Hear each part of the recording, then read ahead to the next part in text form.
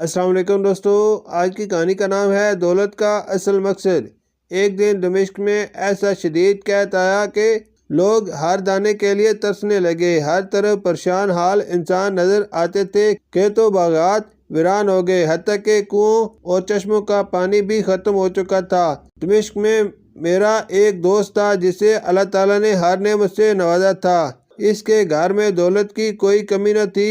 قحط کے دنوں میں اس سے ملاقات ہوئی تو دیکھ کر حیرت ہوئی کہ وہ ایک ہڈیوں کا ڈھانچہ بن چکا تھا۔ میں نے پوچھا، دوست یہ کیا ہوا کہ تو اتنا کمزور اور سوکھا سا لگ رہا ہے؟ اس نے ناراضگی سے جواب دیا، تمہیں نظر نہیں آتا کہ لوگ کس مصیبت میں ہیں؟ آخر جان بوجھ کر انجان بننے سے کیا فائدہ؟ میں نے کہا، بھائی قحط کا حال تو مجھے معلوم ہے، لیکن میں یہ نہیں سمجھ پایا کہ اس کا اثر تجھ جیسے آسودہ حال آدمی پر کیسے پڑ سکتا ہے۔ زہر وہاں اثر کرتا ہے جہاں تریاک نہ ہو۔ قحط سے تو وہی مرتے ہیں جن کے پاس کچھ نہیں ہوتا، جنہیں اللہ نے سب کچھ دیا ہے۔ ان پر اس کا کیا اثر؟ آخر بطخ کو پانی کے طوفان سے کیا خطرہ؟ میرے دوست نے رنجیدہ ہو کر دیکھا اور کہا، اے دوست، اگر انسان کنارے پر ہو لیکن اس کے دوست دریا میں ڈوب رہے ہوں تو اسے چین کیسے آ سکتا ہے؟ میرا چہرہ بے رونق نہیں ہوا، بلکہ